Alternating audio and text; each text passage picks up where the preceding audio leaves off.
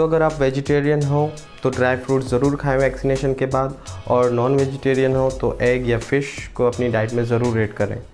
Hello everyone, मैं हूं doctor Arshad और आज की इस वीडियो में हम बात करेंगे कि वैक्सीनेशन के बाद आपको क्या खाना चाहिए जिससे कि आपकी बॉडी में ज़्यादा से ज़्यादा एंटीबॉडीज़ बन सके और आप वैक्सीन का पूरा फ़ायदा उठा सकें। So let's get started.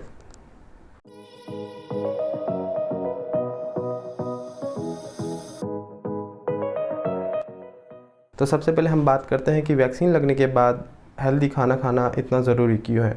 तो मैं आपको बता दूं, जब हमारी बॉडी में वैक्सीन लगती है तो हमारी बॉडी के अंदर एंटीबॉडीज़ बनती हैं जो कि वायरस से फाइट करती हैं। और एंटीबॉडीज़ क्या है? एंटीबॉडीज़ एक लार्ज प्रोटीन है, एक बड़ा प्रोटीन है।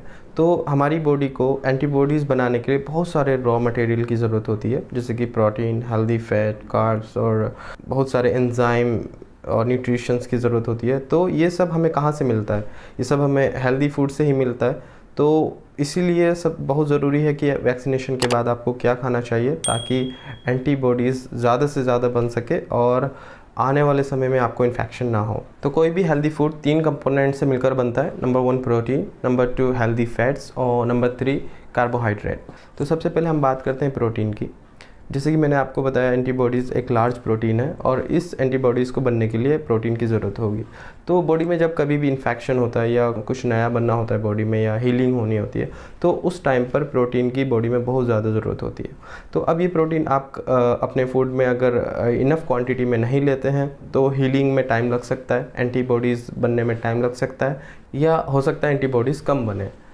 प्रोटीन की बहुत सारी सोर्सेज़ हैं, आप किसी से भी ले सकते हैं। जैसे अगर हम वेजिटेरियन सोर्सेज़ की बात करें तो उसके लिए आपको दाल, चना, छोले, राजमा, पनीर, मटर और सोयाबीन का मिल्क, ड्राई फ्रूट्स, ये सब आप ले सकते हैं, स्पेशली जब आपको वैक्सीन लगी है। अगर नॉन वेजिटेरियन सोर्स की बात करें तो अंडा और चिकन 2 बेस्ट सोर्स हैं प्रोटीन की। तो ये अपनी डाइट में आप ज़रूर इंक्लूड करें, खासकर वैक्सीनेशन के बाद।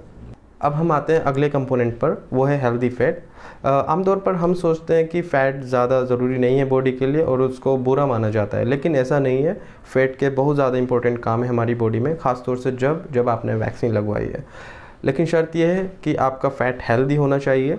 तो उसके लिए मैं बताऊंगा आप कहाँ से फ़ैट ले सकते हैं। उससे पहले आप फ़ैट के 2 इंपॉर्टेंट काम समझ लीजिए जिसकी आपको ज़रूरत है। एंटीबॉडीज़ बनने के लिए आपको बहुत सारे विटामिन की ज़रूरत होती है और ऐसे 4 विटामिन्स हैं हमारी बॉडी में जिनको अगर आप डाइट में लोगे, अगर आपकी डाइट में फ़ैट नहीं है तो ये विटामिन्स वेस्ट हो जाएंगे। ये विटामिन आपकी इंटेस्टाइन से आपके बॉडी के अंदर नहीं जाएंगे और वेस्ट हो जाएंगे। और ये 4 विटामिन्स हैं, vitamin A, vitamin D, vitamin E, vitamin के। इन चारों विटामिन्स को ज़रूरत होती है फ़ैट की आपकी बॉडी के अंदर जाने के लिए। तो इसलिए फ़ैट का होना बहुत ज़रूरी है आपकी डाइट में। और फ़ैट का एक और काम है जो कि बहुत ज़्यादा इम्पोर्टेंट है, और वो है एंटीबॉडीज़ के प्रोडक्शन को और ज़्यादा बढ़ाना।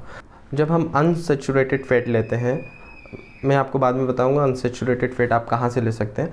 तो ये अनसैचुरेटेड फ़ैट आपकी बॉडी में जाकर टी सेल को स्टिमुलेट करता है। हमारे ब्लड के अंदर टी सेल्स होती हैं और ये टी सेल्स ही एंटीबॉडीज़ बनाती हैं। तो healthy fat, specially unsaturated fat, blood में जाकर उन टी सेल्स को स्टिमुलेट करता है कि और ज़्यादा एंटीबॉडीज़ बनाओ। तो इसलिए आपकी डाइट में अनसैचुरेटेड फैट का होना बहुत ज़रूरी है, स्पेशली वैक्सीनेशन के बाद।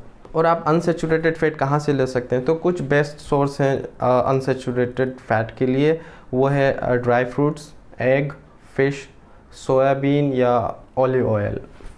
तो अगर आप वेजिटेरियन हो तो ड्राई फ्रूट ज़रूर खाएं वैक्सीनेशन के बाद, और नॉन वेजिटेरियन हो तो एग या फ़िश को अपनी डाइट में ज़रूर ऐड करें। और अब हम बात करते हैं लास्ट कंपोनेंट के बारे में, कार्बोहाइड्रेट। कार्बोहाइड्रेट लगभग सभी फूड में हो सकते हैं। आप रोटी या चावल ले सकते हो, कोई परहेज़ करने की ज़रूरत नहीं है, वैक्सीनेशन के बाद आप ले सकते हैं। लेकिन जो कार्बोहाइड्रेट की सबसे अच्छी सोर्स है वो है वेजिटेबल और फ्रूट्स। वेजिटेबल में स्पेशली ग्रीन लीफी वेजिटेबल जो कि हाईली न्यूट्रिशियस होती हैं और साथ ही उनके अंदर एंटीऑक्सीडेंट्स होते हैं।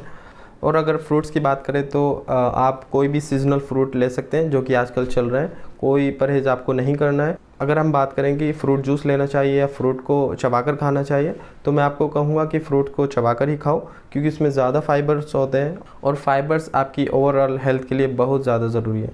और साथ ही शुगर को अवॉइड करें, ख़ासतौर से रिफ़ाइंड शुगर को। रिफ़ाइंड शुगर जो कि हम नॉर्मली घरों में यूज़ करते हैं, वाइट शुगर, इसको अवॉइड करना ज़्यादा बेहतर रहेगा। आप लिमिटेड क्वांटिटी में अनरिफाइंड शुगर ले सकते हैं। अनरिफाइंड शुगर में जैसे गुड़, डेट, मैपल सिरप या हनी। तो आप अनरिफाइंड शुगर लिमिटेड अमाउंट में अपनी डाइट में ऐड कर सकते हैं, खासतौर से वैक्सीनेशन के बाद, लेकिन रिफाइंड शुगर से आपको बचना चाहिए। और एक और बहुत ज़रूरी बात, वैक्सीनेशन के बाद drink a lot of water, पानी बहुत ज़्यादा पिए, क्योंकि जब वैक्सीन लगती है तो आपके ब्लड में बहुत सारी रिएक्शंस होती हैं, सेल्स टूटती हैं, एंटीबॉडीज़ बनते हैं, तो ऐसे में बहुत ज़्यादा टॉक्सिन्स निकलते हैं हमारी बॉडी में। और आप जितना ज़्यादा पानी पिएंगे, ये टॉक्सिन हमारी बॉडी से यूरिन के थ्रू बाहर निकल जाएंगे। तो इसलिए वैक्सीनेशन के बाद आपका हाइड्रेटेड रहना बहुत ज़्यादा ज़रूरी है। और अगर आप अल्कोहल लेते हैं तो कुछ दिन के लिए अल्कोहल अवॉइड कर दें, क्योंकि आपको डिहाइड्रेशन हो सकता है और साइड इफ़ेक्ट्स और ज़्यादा बढ़ सकते हैं। तो दोस्तों, वीडियो को हम यही ख़त्म करते हैं और अगले वीडियो में हम ऐसे 5 पॉइंट्स की बात करेंगे जिनका वैक्सीनेशन के बाद आपको जानना ज़रूरी है। जैसे कि वैक्सीनेशन के कितने दिन बाद आप बोल सकते हो कि अब आपको कोविड नहीं होगा, या वैक्सीनेशन के कितने दिन बाद आपकी बॉडीज़ में एंटीबॉडीज़ बनती हैं। तो मिलते हैं नेक्स्ट वीडियो में, तब तक के लिए बाय।